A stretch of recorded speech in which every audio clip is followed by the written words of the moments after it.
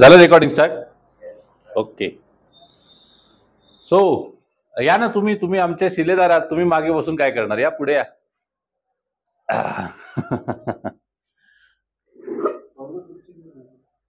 So it's a long journey. आज proper day आहे, सोब्रायटी birthday. सगळ्यांसाठी तो एक स्पेशल दिवस असतो. माझ्यासाठी सुद्धा तो स्पेशल दिवस आहे, 30 जून.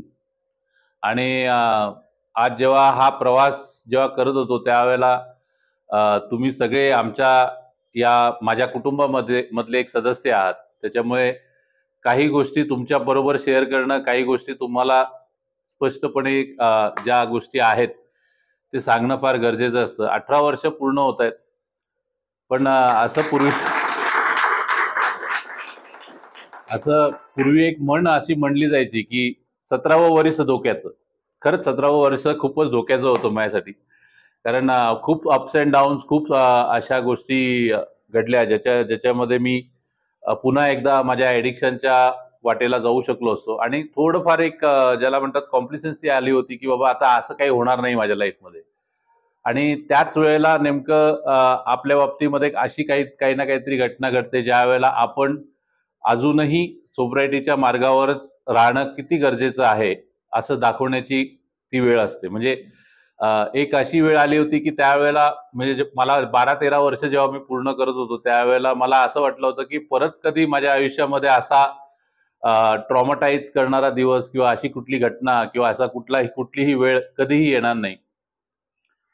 पण कधीही होऊ शकते, कधीही होऊ शकते. हा एक खूप मोठा मी या गोष्टीतनं लर्निंग जो काही या सगळ्या प्रवासातनं मी जात असताना ज्या काही घटनांचा मी पॉझिटिव्हिटी जी घेतो त्याच्यामधनं ही गोष्ट लक्षात येते. ही एक लाईफची एक प्रोसेस आहे आणि ह्या प्रोसेसमध्ये बऱ्याचदा आपल्याला त्या प्रोसेसमध्ये घडणाऱ्या गोष्टी कधी कधी एक्सेप्ट नसतात, कधी कधी एक्सेप्ट करून घ्याव्या लागतात.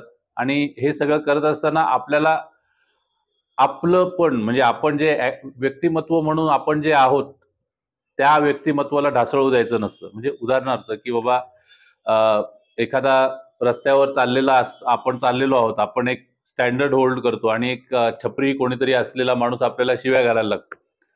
तर ज्या क्षणी मी त्या व्यक्तीला प्रतिक्रिया देतो त्या क्षणी मी सुद्धा छपरी बनतो. जर मी त्या व्यक्तीला प्रतिक्रिया न देताच निघून गेलो पुढे तर मी माझं स्टँडर्ड मेंटेन ठेवलंय ही गोष्ट साध्य होते. सो अल्टिमेटली मी या गोष्टीच्या बाबतीतच नेहमी म्हणत राहिलो की आपल्या बाबतीमध्ये ज्या काही घटना घडतात, ज्या काही गोष्टी घडतात त्या गोष्टीमध्ये आपण आपलं स्टँडर्ड ढासळू द्यायचं नाही. आपण एक स्वतःसाठी एक स्टँडर्ड स्वतःचं एक मेंटेन ठेवलं पाहिजे. लोकांनी आदल्या रात्री सुद्धा हा विचार केला पाहिजे की ह्याच्याकडे गेल्यानंतर आपल्याला मदत मिळणार म्हणजे मिळणार. आजही कधी रात्री अपरात्री कोणाचा फोन येतो की बाबा सर मला मदत पाहिजे, त्यावेळेला मी उभा असतो त्याला मदत करण्यासाठी. कारण ती एक फॅमिली बॉन्डिंग ज्याला म्हणतो आपण, तुमच्याबरोबर जे एक फॅमिली बॉन्डिंग जे तयार झालेलं आहे किंवा या पर्टिक्युलर व्यसनमुक्ती क्षेत्राच्या संदर्भामधलं जे एक बॉन्डिंग तयार झालेलं आहे ते बॉन्डिंग एवढं स्ट्रॉंग आहे की त्या गोष्टीसाठी काहीही करायला तयार असतो मी. म्हणजे out of way, out of box, कुठेही काहीही करायची मानसिक तयारी असते. पण ऍट द सेम पॉइंट प्रत्येक वेळेला मी जसं म्हटलं की प्रत्येक वेळेला आपल्या मनाप्रमाणेच सगळं घडतं अशातला भाग नाही. व्यसन म्हणजे एक असं म्हणलं जातं की जिनियस व्यक्ती आणि एक सायकोपॅथ व्यक्ती याच्यामध्ये एक बारीकशी लाईन आहे. दोघांनाही वाटत असतं मी इंटेलिजंट आहे, दोघांनाही वाटत असतं की माझ्यासारखा कोणी नाही.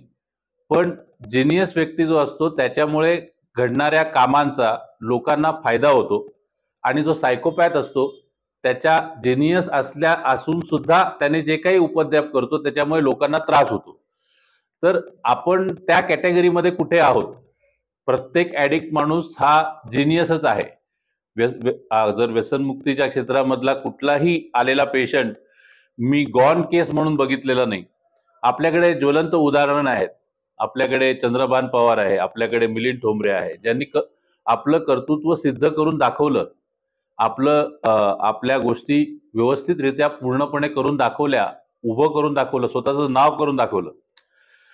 तर या प्रवासामध्ये माझा जसा एक 18 वर्षांचा एक प्रवास आहे, तसाच त्यांचाही छोटा छोटा मोठा का होईना तसा एक प्रवास आहे. त्यांनी कुठे ना कुठेतरी या सगळ्या गोष्टीचं लक्षात घेतलं, की बाबा नाही, या गोष्टीतनं बाहेर पडून आपल्याला काही ना काहीतरी विश्व उभं करायचंय. So at the same point मला माझा एक लाईफचा एक पार्ट शेअर करावासा वाटतो. खरं सोब्रायटी बर्थडेच्या दिवशी जास्त काही लेक्चर किंवा अशा गोष्टी देण्यापेक्षा सगळ्यांबरोबर सेलिब्रेट करणं खूप गरजेचं असतं. पण ॲट द सेम पॉइंट मला ज्या गोष्टी तुम्हाला सांगाव्याशा वाटतात, की जरी आज समीप सर, चांगला व्यक्ती, संचालक, अमकं-धमकं ह्या सगळ्या गोष्टी जरी एका बाजूला जरी असल्या, तरी पाय जमिनीवरच होते. कधीही मी पाय माझे हवेत जाऊ दिले नाहीत. कारण मला ही गोष्ट माहिती आहे, की मी ॲक्चुअल ज्या परिस्थितीत 30 जून 2005-2006 साली ज्यावेळेला मी पुण्यात आलो, त्यावेळेला माझी परिस्थिती काय होती. फक्त हातामध्ये एक जोडी कपडे एवढंच. माझं पुण्यामध्ये कोणी नाही, नातेवाईक नाही, काही नाही, काही नाही, काही नाही. आज एका वेगळ्या शहरात येऊन स्वतःची ओळख बनवून, स्वतःचं सेंटर चालू करून, गाडी घोडा करून, सगळ्या गोष्टी करून आणि इन अ प्रॉपर वे कोणालाही डावलून, कोणाच्याही तोंडचं पळवून, कोणालाही फसवून, कोणालाही त्रास देऊन अशा पद्धतीने मी वागलेलो नाही. त्याच्यामुळे आज कदाचित सगळे लोक माझ्याशी आजही जोडलेले आहेत. सो म्हणून कधी कधी 7 वर्षानंतर का होईना पण चंद्रभान पवारला माझा नंबर दिसतो आणि मला फोन करून म्हणतो, सर कसे आहात, आज सगळं काही तुमच्यामुळे झालंय, आपण सेंटरसाठी काही ना काहीतरी करणार. अरे हे प्रेम आहे, अजून काय आहे. ज्या वेळेला आजच्या तारखेला कधी समजा कोणी उलट बोललं किंवा काय बोललं तरी सुद्धा मी हा विचार करतो, यार काय आहे, या सगळ्या गोष्टी ज्या वादामध्ये पडण्यामध्ये काय पॉइंट आहे. मला जे अचीव करायचंय ते मी अचीव करतोय. मला जे साध्य करायचंय ते मी साध्य करतोय. सो बाहेर जग आपल्याविषयी काय बोलतंय, काय नाही बोलतंय, नेव्हर माइंड. काही जग हे बोलण्यासाठीच आहे. त्यामुळे जर तुमची बाजू सत्य आहे, जर तुम्ही जर सत्याच्या दिशेने चालणारी माणसं असाल, तर तुम्हाला तुमचं व्यक्तिमत्व, तुमचं कॅरेक्टर, तुमची बाजू सांगायची वेळ कधीच लागत नाही. ती ऑटोमॅटिकली लोकांपुढे येते, रिफ्लेक्ट होते आणि आपण जेव्हा व्यक्तिमत्व म्हणून चांगला व्यक्ती असतो ना, त्यावेळेला लोकांना सांगावं लागत नाही की मी चांगला व्यक्ती आहे. ते आपल्या म्हणजे ज्याला म्हणतात ना, एक उर्दूमध्ये एक शेर आहे की कितना भी इत्तर छिड़क लो, तुम्हारे किरदार से आने वाली सुगंध को छुपा नहीं सकते. तुमच्या व्यक्तिमत्वातला जो सुगंध आहे तो कुठल्याही अत्तराने लपवता येत नाही. तुम्ही चांगले कपडे घाला, तुम्ही चांगला परफ्यूम वापरा, तुम्ही चांगलं दिसा, पण तुमचं व्यक्तिमत्व जर ऑलरेडी डिसबॅलन्स झालेलं असेल, म्हणजे आपण आपल्या आयुष्यामधल्या त्या घडामोडी जर नीट लक्षात घेतल्या, की 30 जूनच्या आधीचा काळ माझा आणि आत्ताचा काळ, या दोन्ही पृथ्वीची 2 टोकं आहेत. एक टोक असं आहे ज्या टोकामध्ये हा माणूस माणूस म्हणण्याच्या लायकीचा नाही, या टोकाचं आहे. आणि एक आत्ताचं ध्रुव आहे ज्या ठिकाणी सगळे लोक आपल्या घरामध्ये काही निर्णय घ्यायचे, आपल्या वैयक्तिक आयुष्यात काही निर्णय घ्यायचे, तर ह्याला विचारून करायला पाहिजे. सो एवढं प्राधान्य निर्माण करण्यासाठी तो म्हणजे हा एक अचानक आलेला फोर्स नाहीये की मी कुठल्या पिंपळाच्या झाडाखाली गेलो, बोधी वृक्षाखाली बसलो आणि मला ते ज्ञान मिळालं, असं नाही झालंय. I find myself. मी स्वतःला ओळखलं, मी स्वतःच्या कॅपॅसिटीला ओळखलं, मी माझे पॉझिटिव्ह पॉइंट्स, माझे निगेटिव्ह पॉइंट्स, आणि मी ते माझ्या पॉझिटिव्ह पिचवरच मी खेळत राहिलो. असं म्हणतात की जर तुम्हाला चांगलं असं काहीतरी व्हावं असं जर वाटत असेल, तर तुम्हाला पहिले स्वतःवर तितकं चांगलं प्रेम करावं लागतं. मग ते सगळ्या गोष्टी चांगल्या युनिव्हर्सकडनं आपल्याला मिळायला लागतात. आणि मी हेच एक्सपिरियन्स केलंय. या 18 वर्षामध्ये मी हेच एक्सपिरियन्स केलंय की मी चांगला राहत गेलो, चांगलं वागत गेलो आणि मला चांगलं काय ते मिळत गेलं.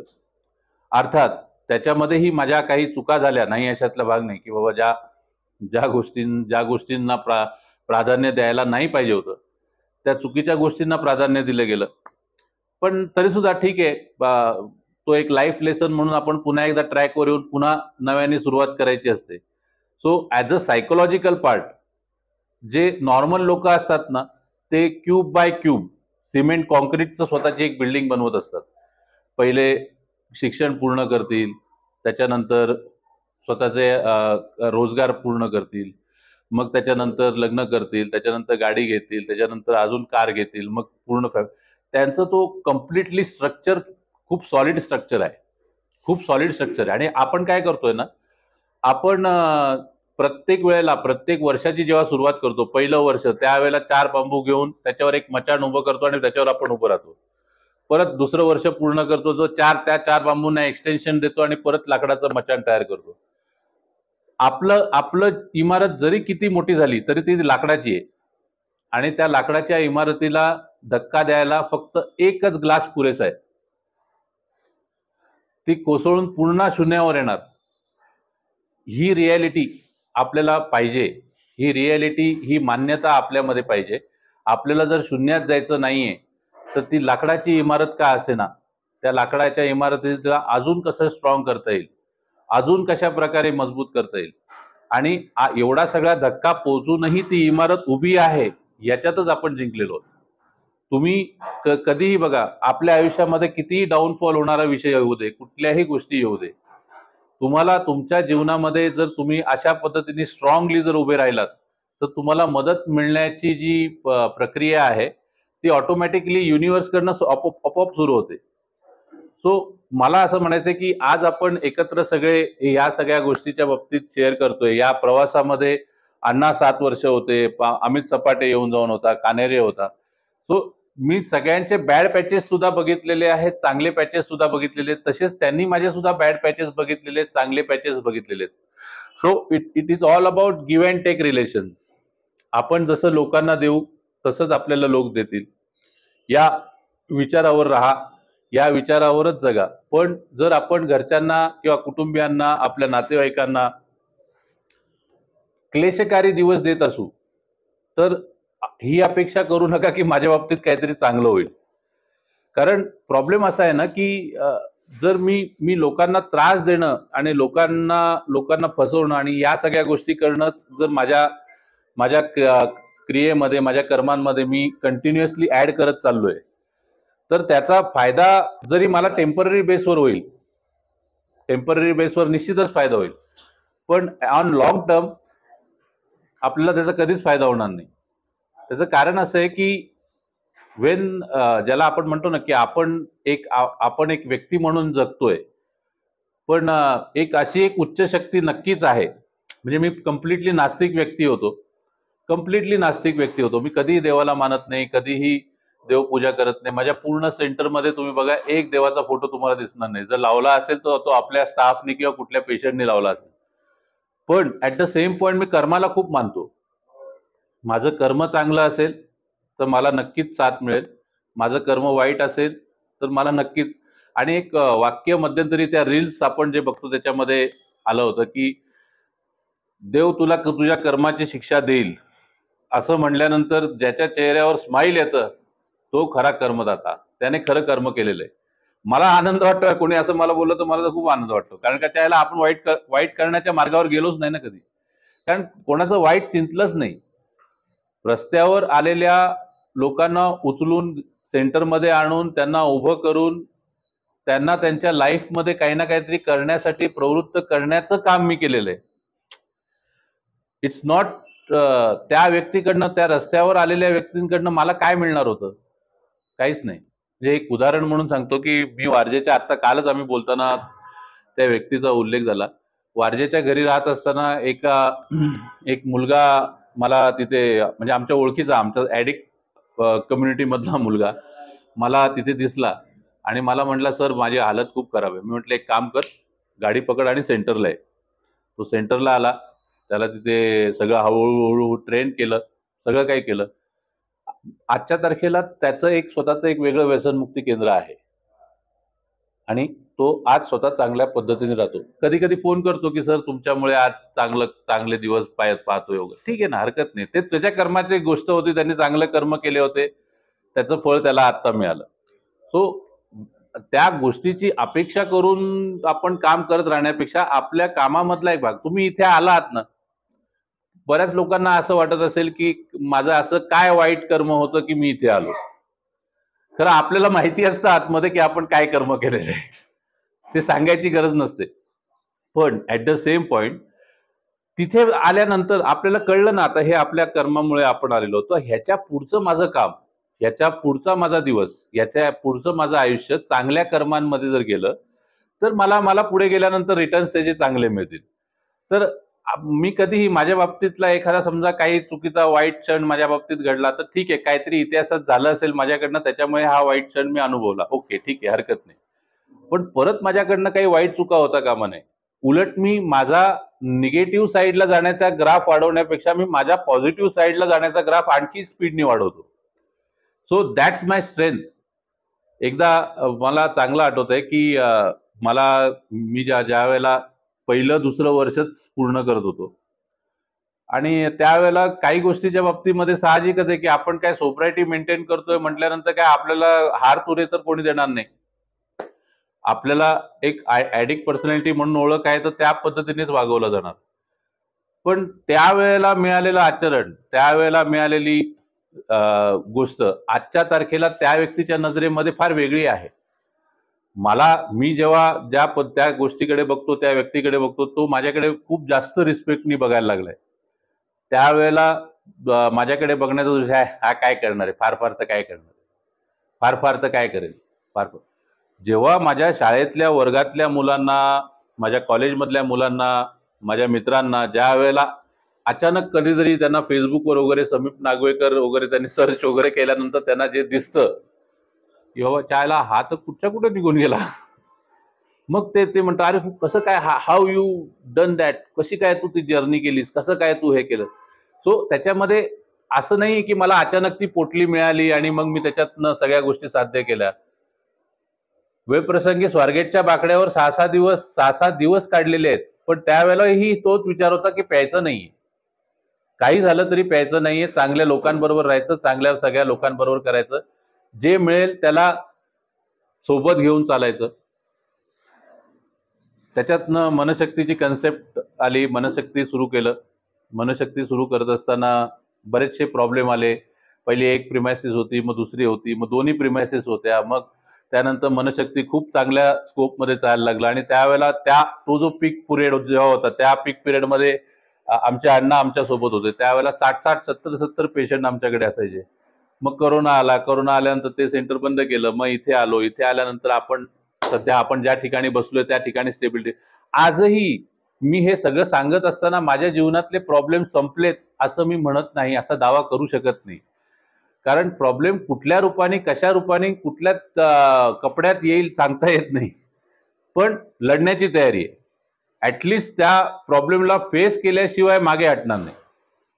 काही झालं तरी मागे हटणार. आणि जो मार्ग माझा नाही, जो निगेटिव्ह मार्ग आहे तो माझा नाही आहे, सो मी त्या मार्गाला जाणार नाही. I will tackle that problem in positive manner. I will take lessons from it. मी त्या गोष्टीतनं काय शिकायला मिळेल ती गोष्ट घेईन, पण परत त्या गोष्टीकडे जाणार नाही.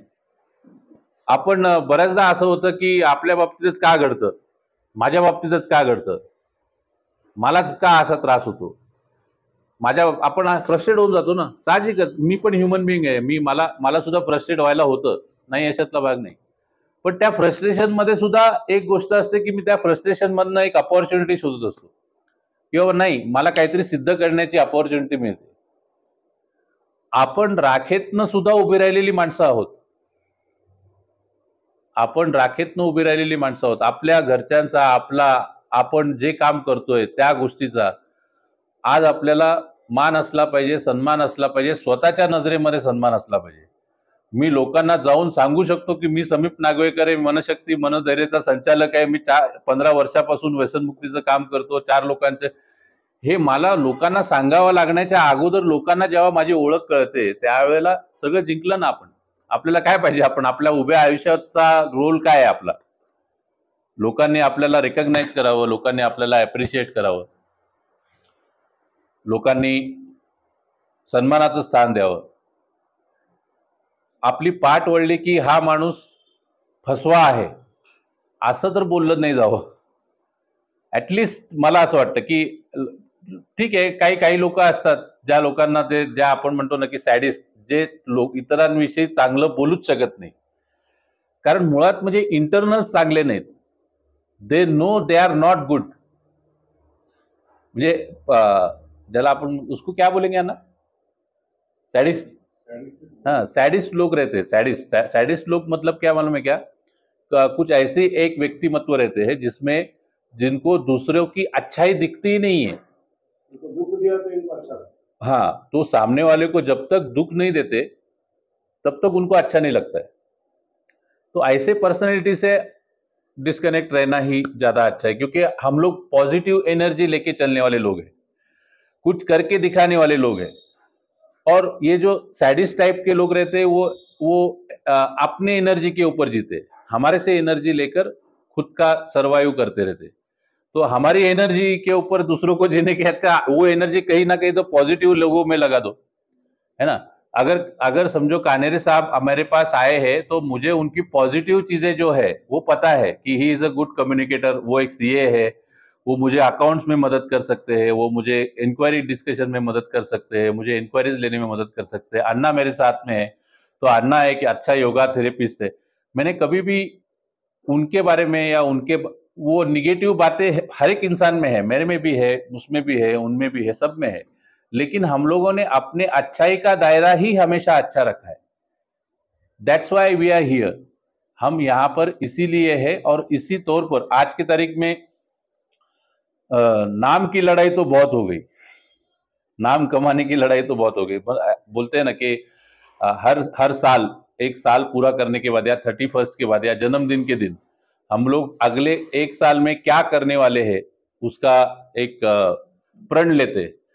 तो मेरे ख्याल से मेरा काम जो है, अभी जो नंबर्स चल रहे हैं 17, 18, 19, 20, 21, 22 ये सब चलते रहेंगे, लेकिन मुझे ऐसा लगता है कि ये जो आज का मुकाम जो था वो मेरे लिए बहुत ही महत्वपूर्ण था। क्योंकि जो जो जो चीजें इस एक साल में जो एक्सपीरियंस की है वो मैंने पिछले 40 साल में एक्सपीरियंस नहीं की। सो अल्टीमेटली वो एक साल में मैंने इतना इतना बड़ा डाउनफॉल देखा है, इतना बड़ा फिर से खुद को खड़ा करना देखा है। तो अभी अभी पता चलता है कि अभी मेरा गिरना तो नामुमकिन है।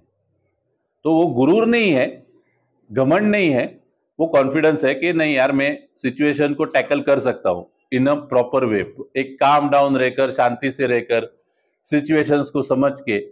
अगर कोई इंसान गलत कर रहा है तो उस गलत करने के पीछे की वजह क्या है, वो इंसान की क्या मजबूरी है, वो इंसान की क्या प्रॉब्लम्स है, उस प्रॉब्लम को जाकर सॉल्व करेंगे तो हम लोग, मुझे लगता है, उस इंसान के साथ में अच्छे से डील कर पाएंगे। लेकिन उसके लिए मेरा मेरा डिस्टर्ब होना कुछ मतलब नहीं है। मतलब अगर समझो मिलिंद टोमरे हमारा दोस्त है और आज की तारीख में वो काम कर रहा है, सब कुछ कर रहा है, और वो मेरी बातें सुन ही नहीं रहा है, तो अगर सुन नहीं रहा है तो वो नहीं सुन रहा है तो मैं डिस्टर्ब होके मैं पीना चालू कर दूंगा तो कैसे चलेगा, है ना। तो उसको एक हर सर्टन स्टेज तक मदद करने की जिम्मेदारी मेरी है। आखिर में वो इंसान का जिंदगी कहाँ पर लेके जा रहा है, क्या कर रहा है वो अपनी जिंदगी के साथ।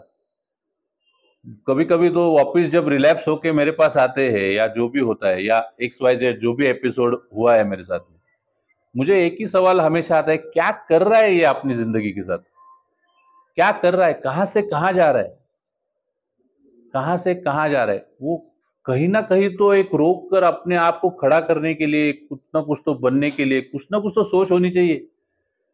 हम क्या कर रहे हैं, हमारी खुद की जिंदगी है भाई, खुद की जिंदगी है, हम कहां से कहां जा रहे हैं। तो अगर इस बारे में अगर हम लोग सोचेंगे तो मुझे लगता है कि आपको अपनी जिंदगी में एक प्रॉपर दिशा मिलेगी। जब अन्ना जी,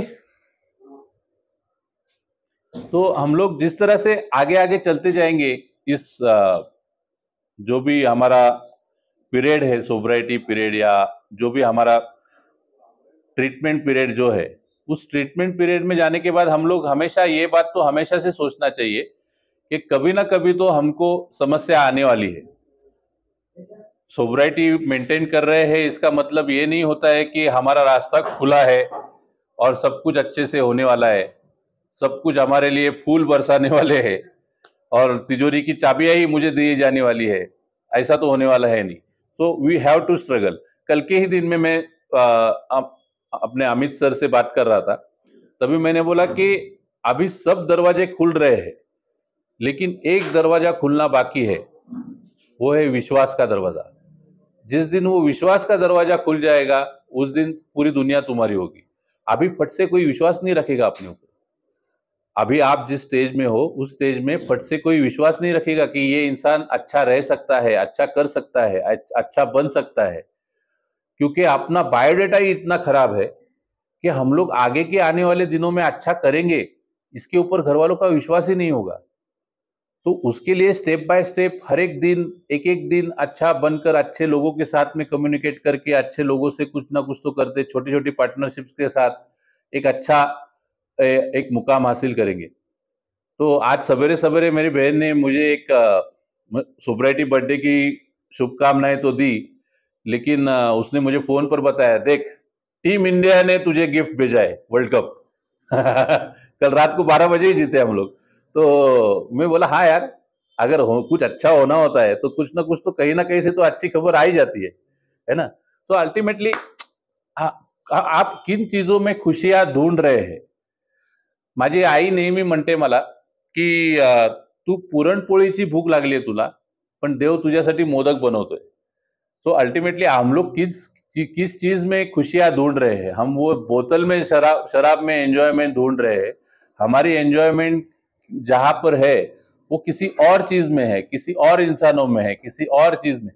तो अल्टीमेटली अपने को वो ढूंढना है, बस इतना करना है कि वो ढूंढना है। वो ये अभी तक जो किया उसमें खुशी मिली क्या?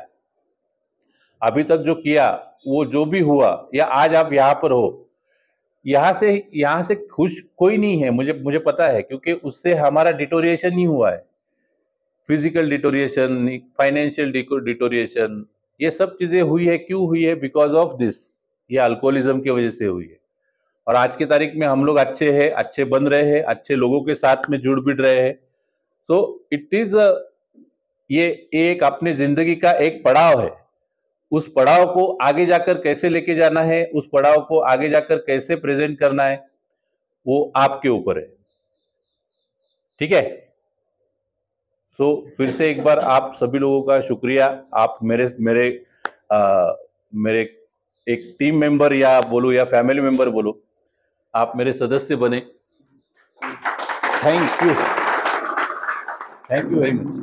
हम लोग इस ऐसे बर्थडे या प्रॉपर डे जिसे हम प्रॉपर करना चाहिए। बर्थ हो या प्रॉपर केक का बनता है ना, बनता है क्या नंबर? अच्छा, वो कैमरा में आएगा क्या? बैठ जा बैठ जा बैठ जा बैठो तो। आता सगळं बसल्यावरती घेऊन ये ना पुढे। हा पुढे इथं आणलास तरी झालं.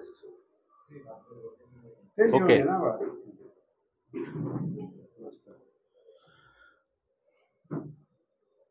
बस बस बस, ठेव ठेव ठेव ठेव,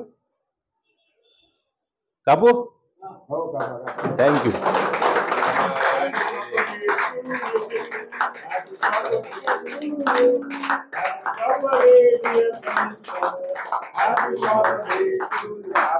अरे नहीं हम आपको खिलाते हैं।